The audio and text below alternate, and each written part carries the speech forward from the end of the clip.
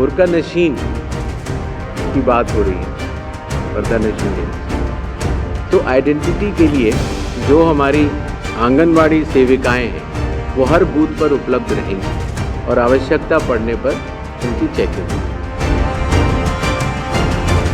माताएं और बहनें वोट कास्ट करने आती हैं और उनके इस बयान का समर्थन करने वाले अब बिना बुर्के में माताओं और बहनों को देखना क्यों चाहते हैं भाई? बुर्का उतरवाने की कतई जो है इस सिलसिले में उनको पाबंद न किया जाए, ये बिल्कुल संविधान के और दस्तूर के खिलाफ है। चुनाव आयोग को बुर्के वाली महिलाओं की अलग से पहचान करना चाहता है, ये निंदनीय है। समाजवादी पार्टी इस आदेश को दुर्भाग्यपूर्ण मानती है।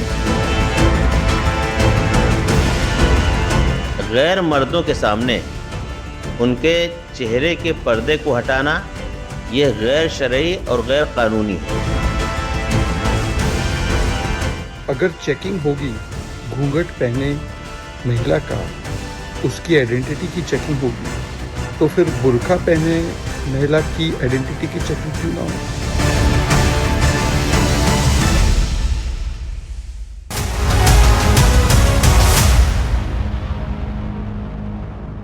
आप अपने सबसे बड़े हकूक का इस्तेमाल करने जा रहे हैं और कोई आपसे अगर आपकी पहचान पूछ ले तो क्या इसमें बुराई है? समाजवादी पार्टी कहती है हाँ है इसमें बुराई। बिहार चुनाव की लड़ाई अब बुर्के पर आ गई है। समाजवादी पार्टी ने वोटिंग से पहले बुर्के वाली महिलाओं की जांच पर आपत्ति जताई है। बिहार के विधानसभा चुनाव के दौरान बुर्का पहने महिला मतदाताओं की पहचान आंगनवाड़ी कार्यकर्ताओं से करवाने के फैसले पर आपत्ति जताई गई है। चुनाव आयोग ने यह निर्देश दिया था। समाजवादी पार्टी का कहना है कि यह निर्देश निष्पक्ष और स्वतंत्र चुनाव के खिलाफ है, इसे तुरंत वापस लिया जाना चाहिए। यूपी के समाजवादी पार्टी के अध्यक्ष श्यामलाल पाल ने चुनाव आयोग को एक ज्ञापन सौंपा। उन्होंने कहा कि ये निर्देश सिर्फ बिहार चुनाव के लिए नहीं है, बल्कि भविष्य में होने वाले विधानसभा और लोकसभा चुनाव में ये भी लागू होगा।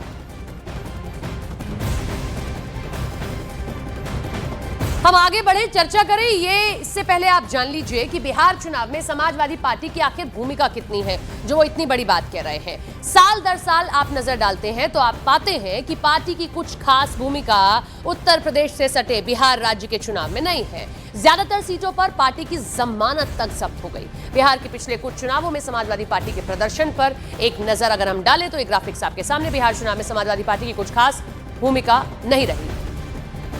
2000 साल 122 सीटों पर चुनाव लड़ा। 118 प्रत्याशी 122 में से जमानत तक जब्त हो गई थी। महज 1.41% वोट मिले। 2005 की अगर हम बात करते हैं 142 सीटें बढ़ाई गई, लेकिन सिर्फ 4 सीटों पर जीत हासिल हुई। 131 सीटों पर जमानत जब्त करवा ली थी समाजवादी पार्टी ने बिहार में और 2.69% ये वोट परसेंटेज रहा था। उसके 5 साल बाद फिर आइए तो 2015 में 146 सीटों पर चुनाव लड़े, लेकिन 146 की 46 सीटों पर जमानत जब्त, एक भी सीट हासिल नहीं हुई। 0.55% वोट परसेंटेज समाजवादी पार्टी का घटता जा रहा है साल दर साल। समाजवादी पार्टी का वोट परसेंटेज 134 सीटों पर जमानत जब्त हो गई थी। 2015 के चुनाव में 135 सीटों पर चुनाव लड़ा, सिर्फ एक सीट हासिल हुई और कुल वोट परसेंट रहा 1.83%। और अगर 2020 यानी कि पिछले चुनाव की बात करते हैं तो आरजेडी के उम्मीदवारों को समर्थन किया था और उसी में जो जीत हासिल हुई सो हुई। अपनी अकेले की जीत अभी तक समाजवादी पार्टी ने बिहार के चुनाव में हासिल नहीं की है। बिहार चुनाव में समाजवादी पार्टी की कुछ खास भूमिका नहीं है। ऐसे में क्या चुनाव से पहले बुर्के को लेकर विवाद खड़ा करना मकसद है? क्या बुर्के का मुद्दा उठाकर ध्रुवीकरण करना मकसद है? क्या यूपी के मुसलमानों को साधना चाहते हैं? बिहार तो बहाना है, असली निशाना उत्तर प्रदेश है क्या? वोट बैंक की मजबूरी है या असल मुद्दों से भटकाना मकसद है? वोटर पहचान पत्र की जांच पर समाजवादी पार्टी को आखिर आपत्ति क्यों है?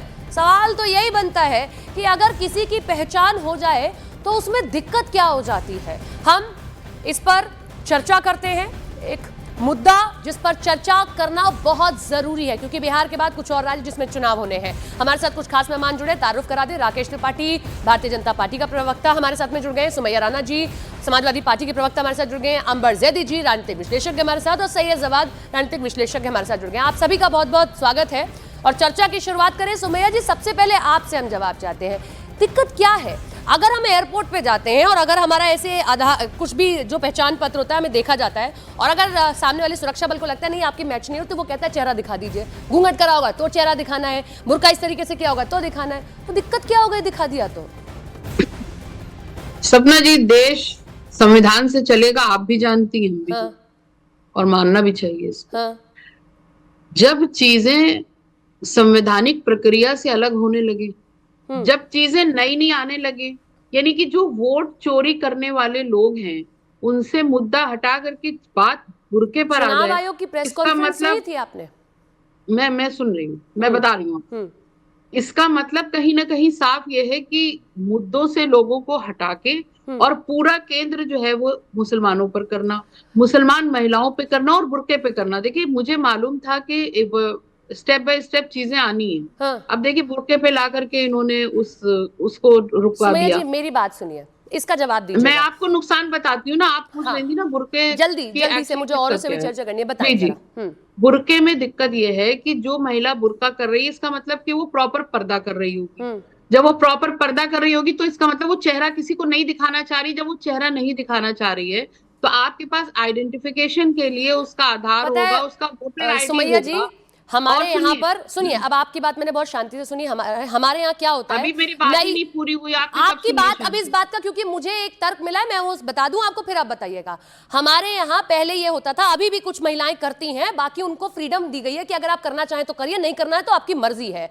कि अगर नई बहू आई है, वो इतना पर्दा करके रखती है, ससुर के सामने बैठी है, सास के सामने बैठी है, जेठ के सामने बैठी है, लेकिन अगर वो चुनाव में वोट कास्ट करने जा रही है तो फिर इसमें अगर उसने चेहरा ऐसे करके दिखा दिया तो कहां उसके धर्म को हमने छेड़छाड़ कर दी। ऐसे ही वहां पर आंगनवाड़ी की कार्यकर्ताओं को रखने की बात कही गई थी चुनाव आयोग ने, तो इसमें दिक्कत क्या हो गई है? ये कहां से चुनावी मुद्दा हो गया जरा? नहीं, आप बताइए कि पर्दा किस लिए किया जा रहा है? अरे मैम, पहचान तो जानना जरूरी ना, कोई बोगस वोट डाल के चला गया तो? अच्छा, वोट चोरी कुछ नहीं मायने रख रही, इसका मतलब कोई अगर वोट कैसे पड़ेगा? उसी बुर्के में आकर कोई गलत वोट डाल के चला गया तो कौन जिम्मेदार? देखिए, कुल मिला के कपड़ों से पहचानने वाली जो नीति है वो पूरी तरीके से ढोंग है। ये कब तक बुर्कों को टारगेट किया जाएगा? नहीं, ऐसा नहीं है। को टारगेट कोई किया भी जाएगा, अगर पर्दा डाल के आएगा उसकी चेकिंग होगी, चुनाव आयोग ने कहा है। बहरहाल राकेश जी से रिएक्शन ले लेते हैं। करने का काम है, वोटर्स को भयभीत करने की ये पूरी वो बनाई गई है। कोई भी अगर चेहरा छुपा कर आएगा उसका चेहरा पहचान पत्र से मिलाना नियम है, कोई संविधान के खिलाफ नहीं है ये सब। राकेश जी, जवाब दीजिए। समाजवादी पार्टी ये कहती है कि चुनाव आते ही आप लोग मुसलमानों को जानबूझकर टारगेट करते हैं, जानबूझकर आपको बुर्का दिखाई देने लगता है। सपना जी, आपका जो सुमैया जी के साथ जो संवाद चल रहा था ना, बहुत रोचक संवाद है और मैं चाहता था कि देश की जनता इस संवाद को देखे कि कैसे समाजवादी पार्टी इस मुद्दे पर एक्सपोज हो रही है। कोई तर्क नहीं होता है कुतर्क करने के लिए, भिन्न भिन्न प्रकार के कैसे कुतर्क करने का। सुमैया जी, ऐसा अच्छा नहीं लगता है। वैसे भी मैं कम बोलना चाहता हूं, मैं चाहता हूं कि आज ज्यादा सुमैया जी को ही बोलने दिया जाए ताकि सुमैया जी देश के सामने एक्सपोज हों। समाजवादी पार्टी की वो जाहिलियत भरी सोच जनता के सामने आने दीजिए ना, जिसमें महिलाओं को जानबूझ करके कैसे पर्दे के भीतर रखने की एक बड़ी वकालत है। दूसरा, इस पूरे चुनाव की शुचिता और पारदर्शिता को प्रभावित करने की एक साजिश और षड्यंत्र है।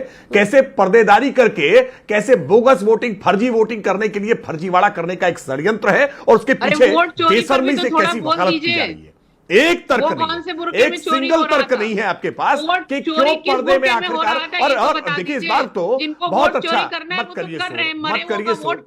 बिल्कुल सुमैया जी, मैं जानता हूं, मैं जानता हूं सुमैया राणा इस मुद्दे पर चर्चा नहीं होने देना चाहती, शोर करेंगी, हल्ला करेंगी, हल्ला करने से ताकि मुद्दे दब जाए, ताकि उस पर शोर होकर के तर्क न होने पाए। मत करिए सुमैया राणा, इससे आपको कोई फायदा नहीं मिलेगा।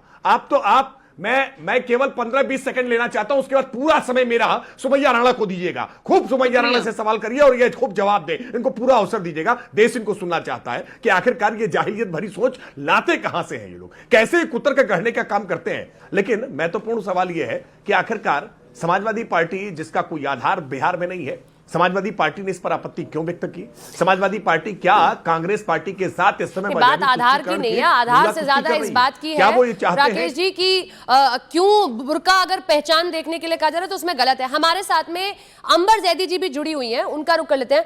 अंबर जी, आप भी मुस्लिम समाज से आती हैं, जरा आप बताएं कि अगर पहचान के लिए बुर्का इस तरीके से हटाकर देख लिया जाए तो क्या ये संविधान के खिलाफ है? कोई एक राजनीतिक पार्टी किसी एक समुदाय के खिलाफ षड्यंत्र रच रही है?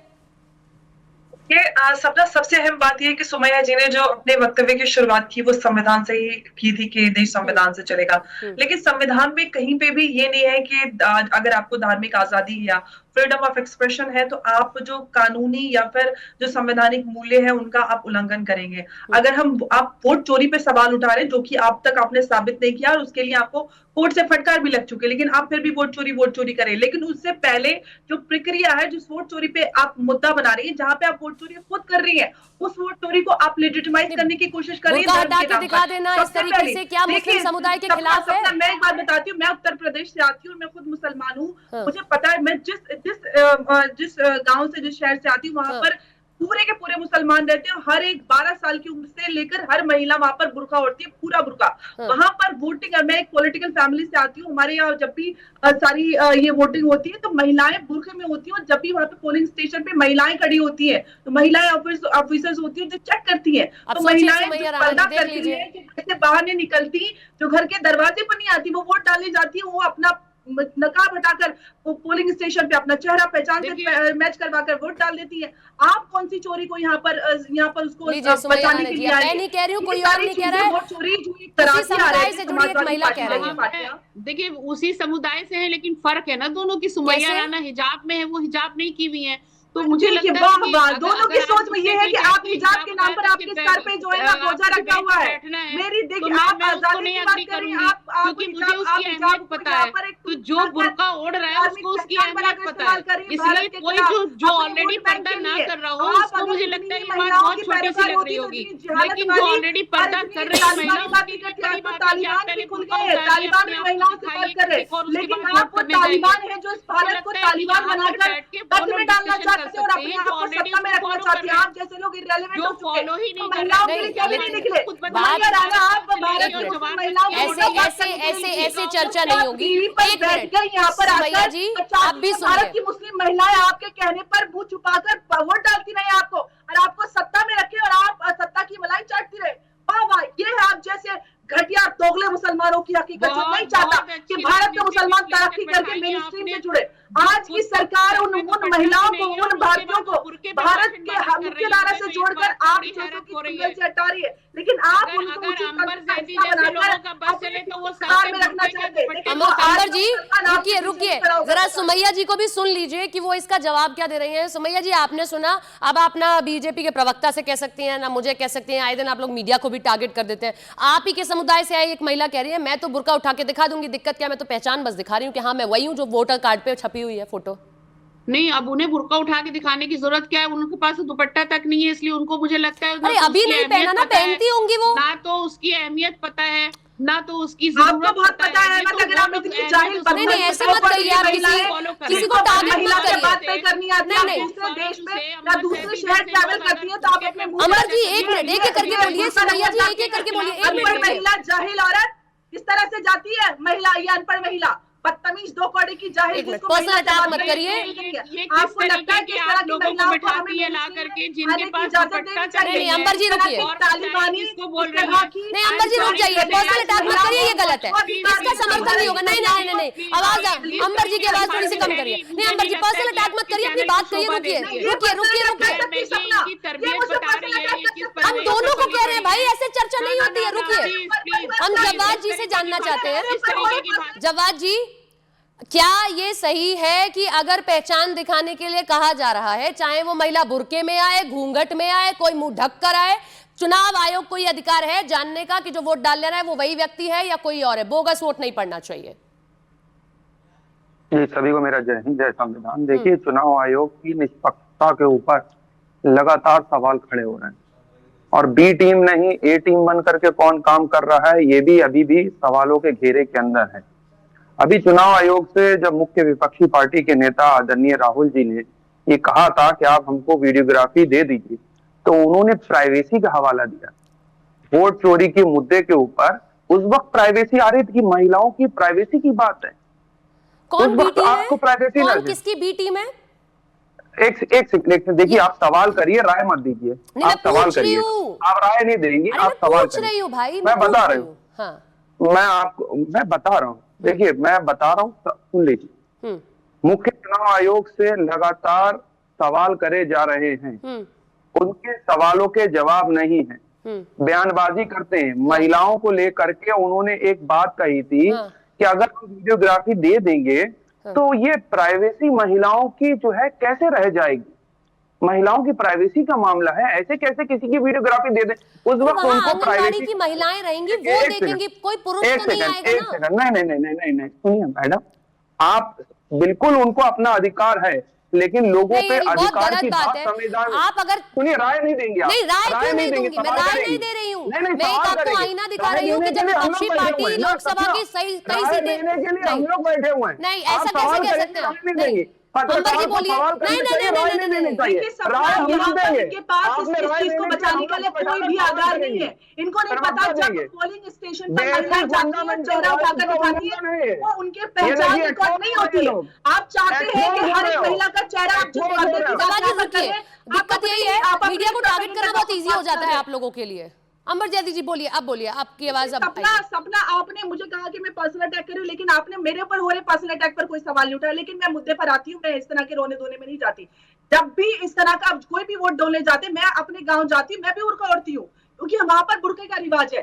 वहां पर जब भी आप जाते हैं तो एक महिला खड़ी होती है, उसको आप चेहरा दिखाते हैं, वो आधार कार्ड से मैच करती है और वो आपको अंदर वोट डालने जाने देती। वहां पे कोई वीडियोग्राफी नहीं हो रही होती।